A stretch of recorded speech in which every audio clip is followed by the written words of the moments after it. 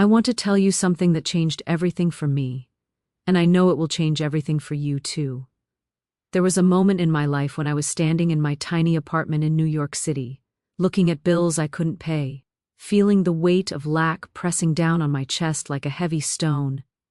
And I realized something that felt like lightning striking through my entire being. The thing that was keeping me poor wasn't my circumstances. It wasn't the economy. It wasn't my past mistakes. It was the words I was speaking every single day. It was the invisible law I didn't yet understand. The law that governs everything in this universe, whether we believe in it or not. That day, I discovered that my word was my wand, and I had been using it to create exactly what I didn't want. And darling, if you're watching this right now, feeling stuck, feeling like wealth is something that happens to other people but never to you, I need you to hear this. You have been given the same power I discovered, the same power that turned my life from struggle to overflow. And today, I'm going to show you exactly how to use it. You see, most people have it completely backward. They think that when their circumstances change, then they'll speak differently. When the money comes, then they'll feel abundant. When the opportunity arrives, then they'll feel worthy. But the law doesn't work that way. The law works from the inside out, not the outside in. Your word is the creative force. Your word goes before you and prepares your way. Every single thing you see in your physical world right now, the money in your bank account or the lack of it, the opportunities that come to you or pass you by, all of it began as a word, a thought, a belief that you spoke into existence. And this isn't just pretty spiritual talk, my dear. This is the most practical, powerful truth you'll ever encounter. I spent years studying metaphysics, the ancient wisdom traditions, the invisible laws that the mystics knew and the wealthy understand. And what I discovered was this. There is a supply for every demand. The universe is not a place of limitation. God is not a stingy banker rationing out good to a chosen few. The divine mind is infinite abundance, and it's flowing toward you right now in this very moment. But here's what most people don't understand. That flow can only reach you through the channel of your own consciousness. Your beliefs are either opening the way or blocking it completely. Your words are either magnets drawing your good to you or they're walls keeping it away. And most people, without realizing it, spend their entire lives building those walls with their own tongues. They say they want prosperity, but their conversation is full of lack. They say they desire health, but they rehearse their symptoms to everyone who will listen. They claim they're ready for love, but they speak of past betrayals as if they're current realities. And then they wonder why nothing changes. I learned this the hard way. I used to think I could hold one picture in my mind and speak another with my mouth. I thought my private thoughts were what mattered, and my words were just commentary, harmless, meaningless, just talk. But there is no just talk. Every word is a decree. Every statement is a command sent into the invisible substance that surrounds you, and that substance has no choice but to obey. I remember a woman who came to me absolutely convinced she would lose her home. The circumstances certainly looked that way. The bills were real, the notices were real, the fear was overwhelming, and every time we spoke she would say, "I know I'm going to lose everything, I can feel it, it's only a matter of time." I stopped her one day and said, "You're absolutely right. You will lose everything because you've decreed it. You've sent that command out into the universe and the universe is loyal. It will give you exactly what you've claimed." She looked at me stunned. She thought she was just being realistic. She thought she was preparing herself for the inevitable. She didn't realize she was actually creating the inevitable with every fearful word. So, we changed her decree. Instead of "I'm going to lose my home," she began to say, "Infinite Spirit revealed to me the perfect plan for my complete security." Instead of rehearsing disaster, she practiced declaring her good. It felt awkward at first. It felt like lying, but she stayed with it. Within 3 weeks, money came from a source she never anticipated, a distant relative, an unexpected inheritance, the exact amount she needed down to the dollar. Was it coincidence? One question. "What do you say when someone asks how the job search is going?" She blinked. "I say it's been really hard, that the market is terrible, that no one's hiring." There it was. She was affirming failure every time she opened her mouth. Her vision board said one thing, her words said another, and words always win. I told her, from now on you say the perfect job is already mine. I'm just waiting for the phone to ring. She looked at me like I was insane, but that's not true. It will be, I said, if you say it. 3 weeks later, the phone rang. A job she didn't even apply for. Better pay, better hours, better everything. Magic. No law. And this law works with mathematical precision. You don't need to believe in it for it to work. You don't need to understand quantum physics for gravity to keep your feet on the ground. The law of attraction responds to your inner speech. Whether you call it prayer, affirmation, or just talking to yourself in traffic. I had a woman write to me once. She said, "Florence, I've been saying affirmations for 3 months. Nothing's changed. This doesn't work for me." So I asked her, "What do you say the rest of the day?" Silence. Then she admitted it. "Well, I say the affirmations for 5 minutes in the morning, but the rest of the day I complain about my job, worry about money, and tell my sister how nothing ever works out for me." You see the problem? 5 minutes of planting seeds, 23 hours, and 55 minutes of pouring poison on the soil. The universe doesn't reward your 5 minutes of effort. It responds to your dominant vibration, your consistent inner conversation, the story you tell most often. And here's what nobody wants to hear. Your subconscious doesn't care about your excuses. It doesn't give you credit for trying. It doesn't say, "Oh, poor dear, you had a difficult childhood, so I'll manifest abundance for you anyway." No, it simply records and reflects. If you consistently speak poverty, you'll live poverty. If you consistently speak limitation, you'll experience limitation. If you consistently speak unworthiness, the universe says, "Your wish is my command," and matches your frequency. This is why I'm so passionate about watchfulness, about guarding your inner speech like a warrior guards a fortress. Every thought is a prayer. Every word is a command. Every feeling is a magnet. You are always manifesting. The question isn't whether you're using this law. The question is what you're using it to create. Most people are unconsciously manifesting their worst fears on repeat, then wondering why life feels like a nightmare. But when you wake up to this power, when you become deliberate about your inner speech, everything changes. I remember the exact moment I stopped being a victim to my thoughts and became their master. It happened on an ordinary Tuesday morning. I was sitting in my living room, caught in the middle of a financial storm that had been raging for months. The bills were piling up, the bank account was dwindling, and I could feel that familiar panic rising in my chest. But this time, instead of spiraling into the usual catastrophic thinking, I caught myself mid-thought. I heard my inner voice saying, "I can't afford this, there's never enough." And suddenly I saw it. These weren't just passive observations. These were commands I was giving to the universe. Orders I was placing with the cosmic kitchen. I was speaking poverty into existence with every worried thought, every fearful word. That's when I made a decision that changed everything. I decided to flip the script completely. Instead of narrating what I didn't want, I started declaring what I did want, as if it were already true.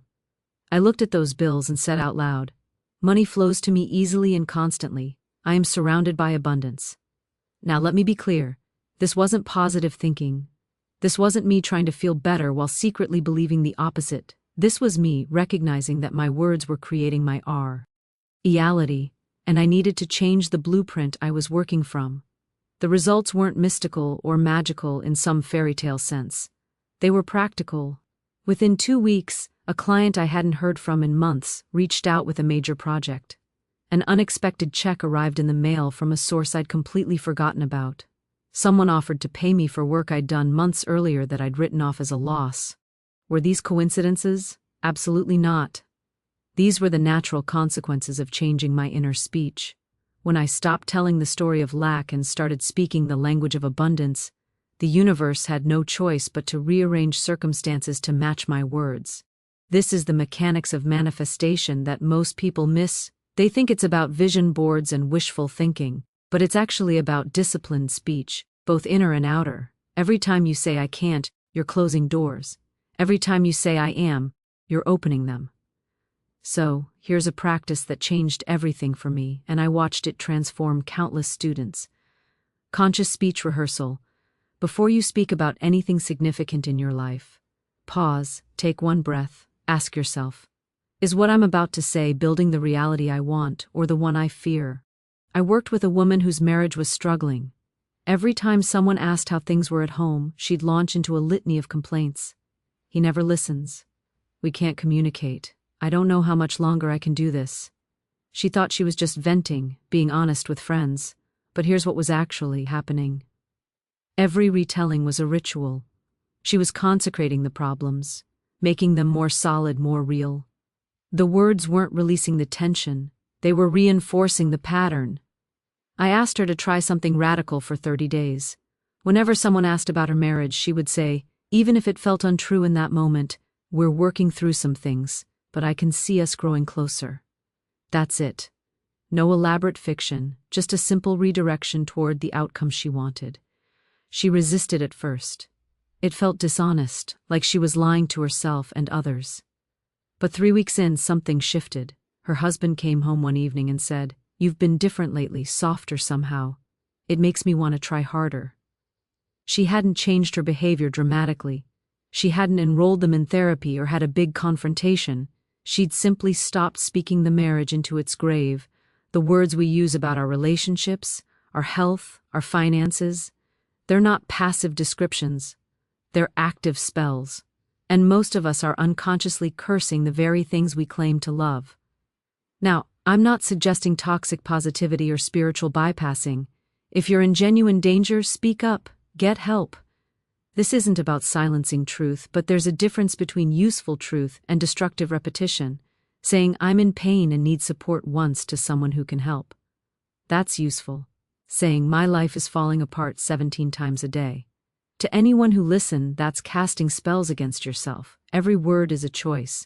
Every sentence is a vote for the world you're creating. And here's what nobody tells you.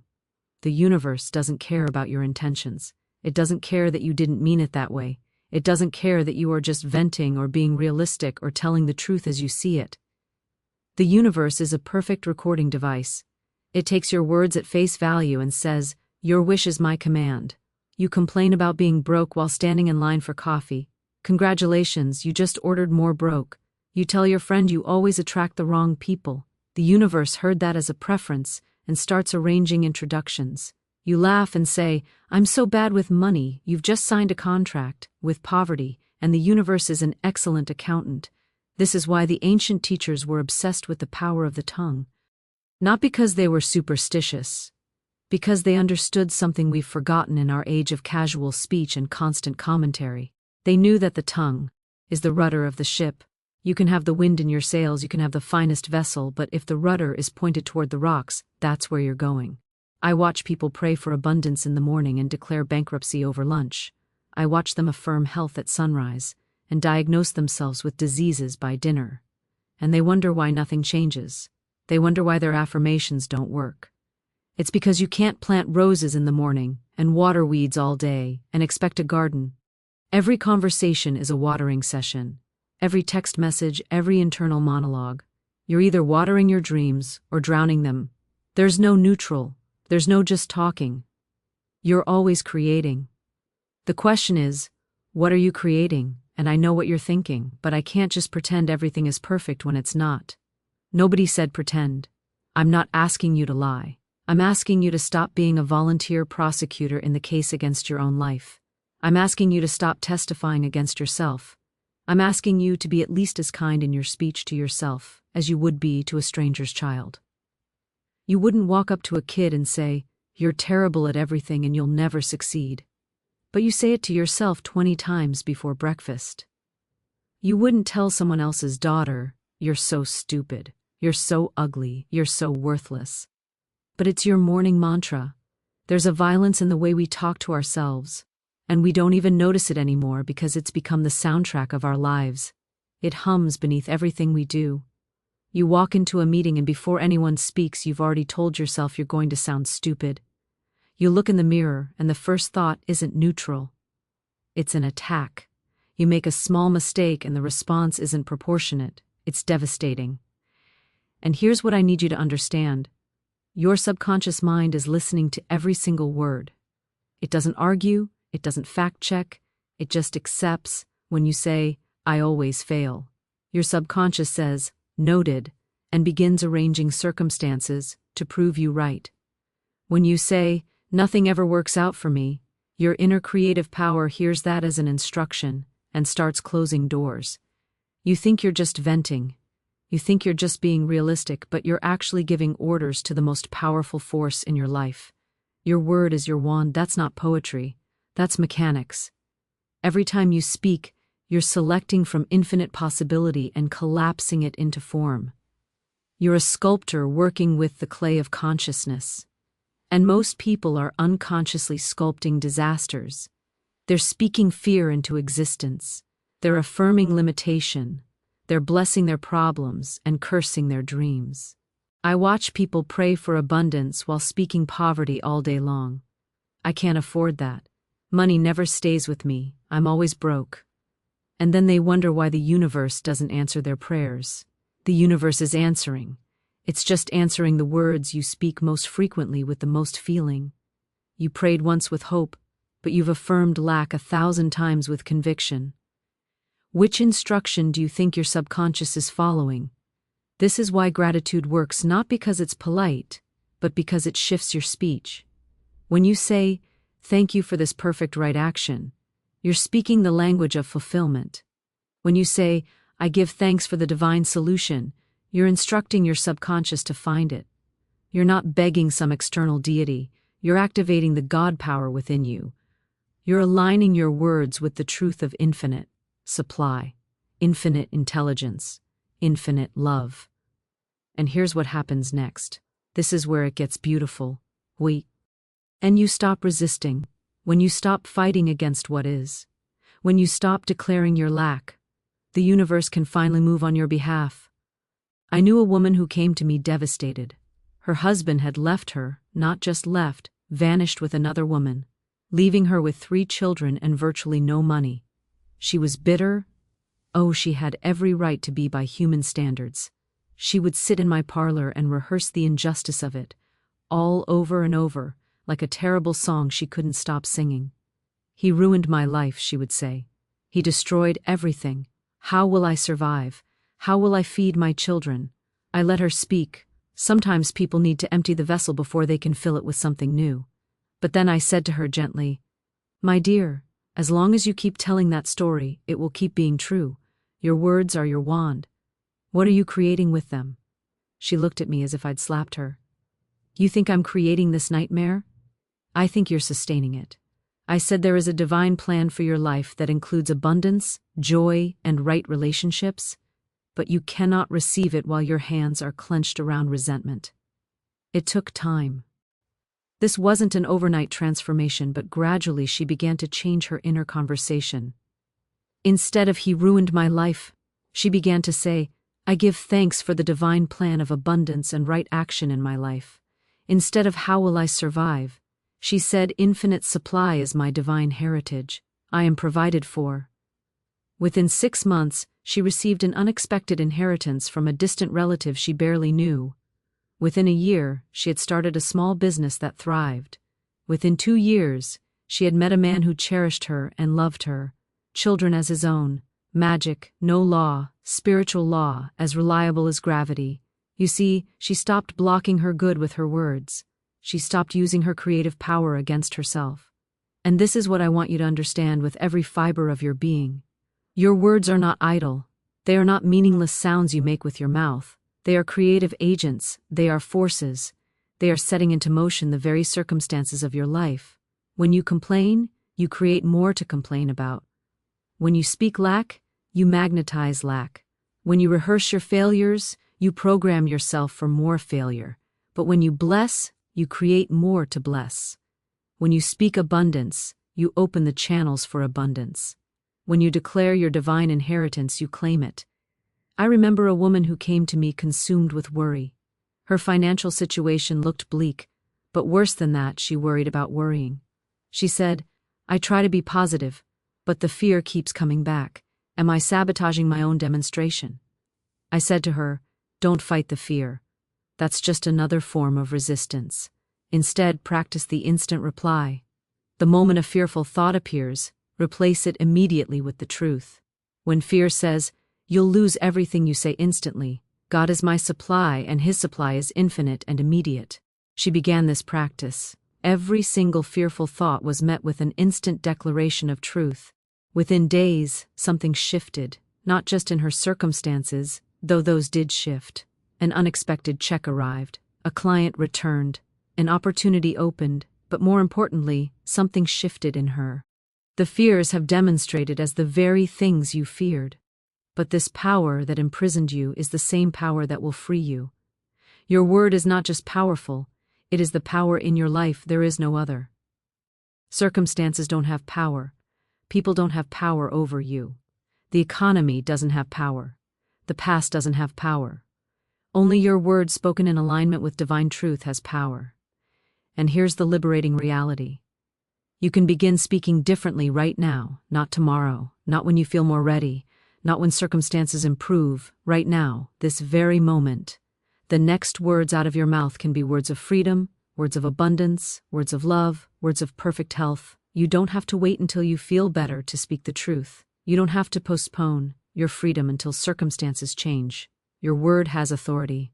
Now, in the midst of chaos, in the presence of apparent limitation, in the face of every seeming obstacle, this is the secret the masters have known throughout the ages.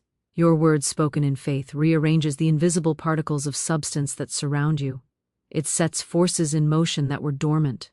It opens doors that appeared permanently sealed.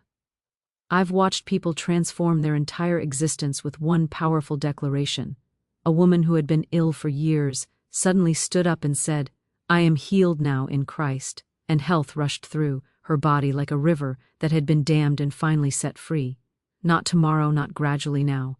A man drowning in debt looked at his empty bank account and declared, "God is my unfailing supply. Abundance flows to me now from expected and unexpected sources."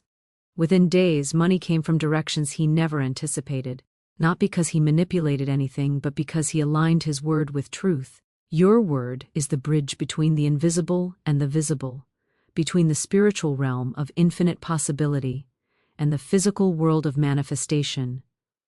When you speak, you are literally calling things forth from the unseen into the seen. So I ask you again, what are you calling forth? What are you declaring over your life, your health, your relationships, your finances? Are you speaking limitation or freedom, lack or abundance, sickness or health, fear or faith? Every time you open your mouth, you cast a vote for the life you will experience. And here's what most people never realize. The universe doesn't judge your words. It doesn't decide whether you're worthy or not. It simply responds. It simply says yes to whatever you persistently declare with conviction and feeling.